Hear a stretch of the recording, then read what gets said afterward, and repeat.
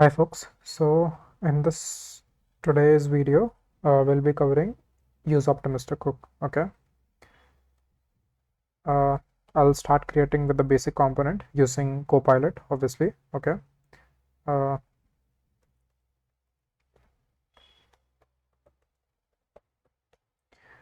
so all of the code which is not related to use optimistic hook, I'll be using Copilot for that. Okay, and let me just create uh, one file.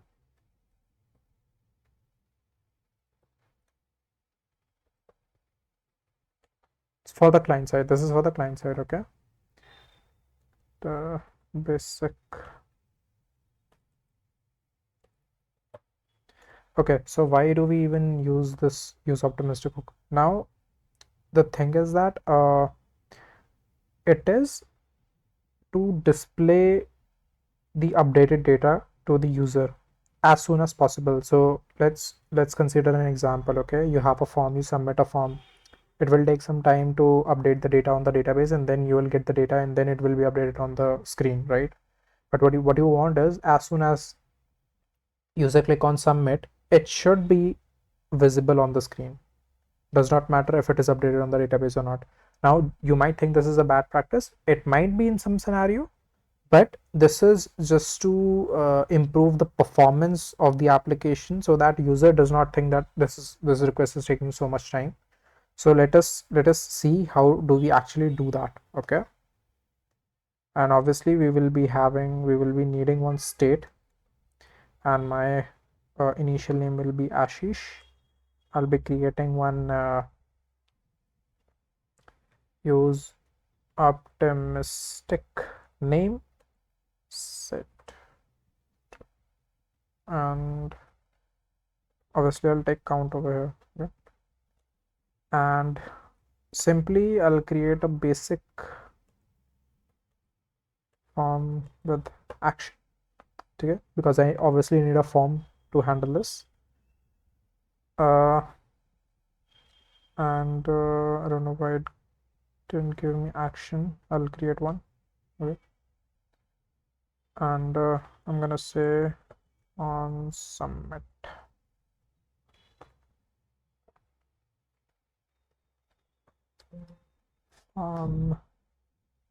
Simply I'm gonna do on submit. So one more thing, this won't be, I don't need this, I don't need this value thing, I don't need this, and that's it.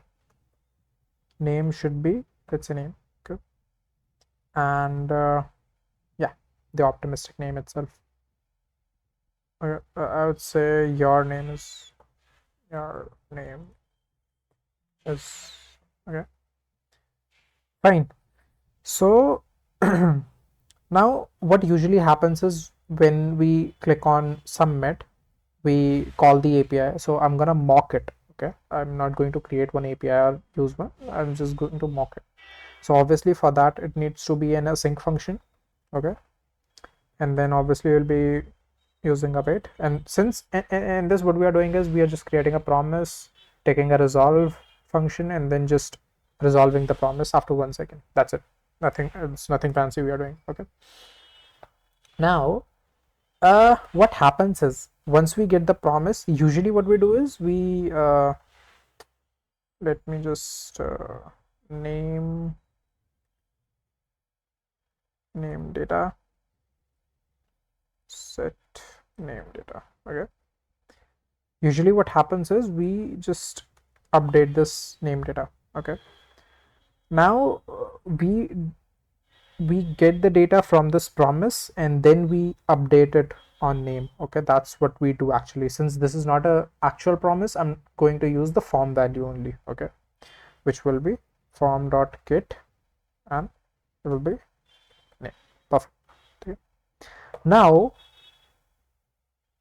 uh so if we use this, okay, this will work. uh this will work. Okay, but we have to use this optimistic hook. Okay, okay, fine. All right. Now, one more thing I need to, if this is disabled, when this will be disabled, when the name data, sorry, name data, or what we can do is, we can, I'll show you this. What we can do is that I'll say, okay, let's say there's a P, and if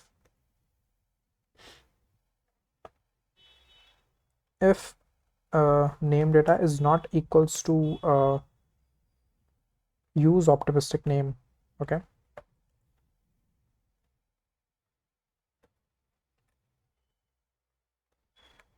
pending, just to know that when the state is pending, whenever the state is completed, okay, just to know that. All right, and yeah, that's it. And what are we supposed to do is that we need to export this, okay,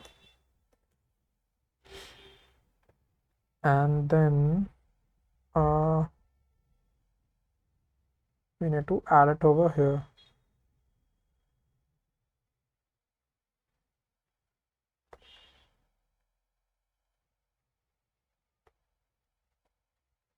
All right, and this is a client component.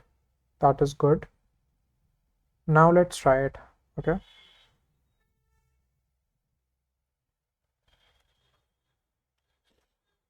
okay, one error is that we should use it on top of the component. Yeah.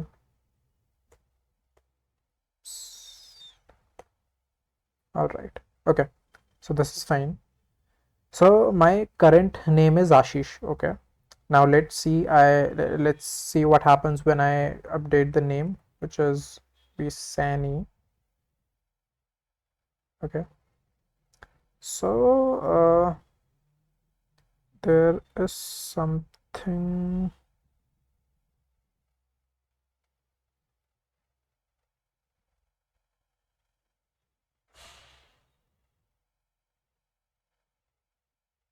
One second, let's see what happened. So if I say this,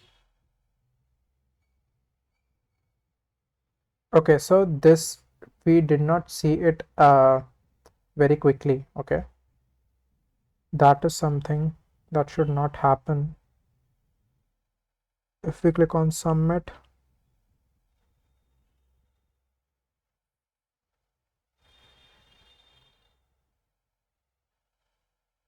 or am I just not able to uh, see it actually? Once again, there is something going on with this code where it is taking time to update. Yeah. Ah, okay, okay. So the main problem is, see, so we have created use state over here. It should be use optimistic. Okay. It should be use optimistic. It should not be use state. Okay. Now, let me just refresh it.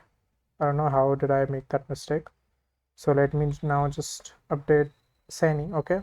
And as soon I click on submit, see, Sani pending and then Sani. Because what happened is that as soon as I clicked on submit, okay, this use optimistic got updated with the upcoming name, with the upcoming data, which will be shown to the user, and then with the pending state. So here we are just saying that if both of the states are not equal, both of if the use optimistic data and the set data and the state data are not equal, just show the pending state, just so that you know that the state is not updated. But we might not be showing this to a user. Now what happens if we reject the promise? Okay, let me just try it. Okay, what happens when you reject it? So okay, our application crashed. Everything went fine, but as soon as it got rejected, application crashed. So one thing to know that use optimistic does not handle the error by itself. You have to handle it manually. Okay, you have to use the try catch. So you might not use this hook a lot, but it will be used very much when it comes to, let's say, you need a non-blocking UI. In that case, it will be very much useful. Okay, I'll personally like that. Now, okay, now this should get here only. Okay, and if not, then obviously the name data will be updated again. So what we have done is that if we are rejecting it, okay, uh, then it will goes to the catch, and in the catch we will update the set use optimistic, otherwise the set name data. So both will be eventually same, even if there is an error, even if there is no error, both uh, state and the optimistic hook will be same. Okay, so they will be in sync. Let us try it. Hello pending and Ashish. Okay, so after once it got rejected, it will come back to Ashish. So that's how use optimistic work. Now you might raise a question that, Ashish, if we are able to use optimistic, and we have to even catch the error manually, and we have to handle it manually, so all use optimistic is doing that, preserving, showing the latest value, that's it. And exactly that's what we are doing. Okay, we are just updating, and we can also do it via use state. So why we are not using use state over here? Okay, let me show you something. If we use state, okay, and I see, when as soon as I clicked on enter, there was a lag. Okay, and the value was not updated because states are also badged. Okay, whenever we update a state, those are badged. Also, it is a blocking operation. Whenever you use a state in React, it is a blocking operation. It will block the UI. Let's say here we just got a name. Let's say you are updating a very large table. Okay, in that case, if you update the state at that time, your code will be blocked. Your further UI, you won't be able to scroll, you won't be able to click. Okay, in that case, this won't work. Okay, it will be a very laggy experience for the user. So even if you have a use case, even if you want to use, if even if you want to show the updated data to the user as soon as he or she clicks on the submit button, you can use this set use this use optimistic hook. Okay, and you're good to go. Okay, your UI will be very seamless, it will be very smooth, and you don't have to worry about any error handling thing. Okay, you can just update this state or the use optimistic back and forth. Okay, and it will be very less laggy. So that's it. We might be covering this start transition hook also with this, because whenever we are updating the state, you might see a little lag over here. Okay, so start transition is something which also helps you to update the state, but giving it a very less priority. So if you're clicking or typing or scrolling something, right, you'll be able to do that. Okay, your UI won't be blocked. So we will be seeing that in a bit, but as of now, let's go ahead with it. Yeah, thank you.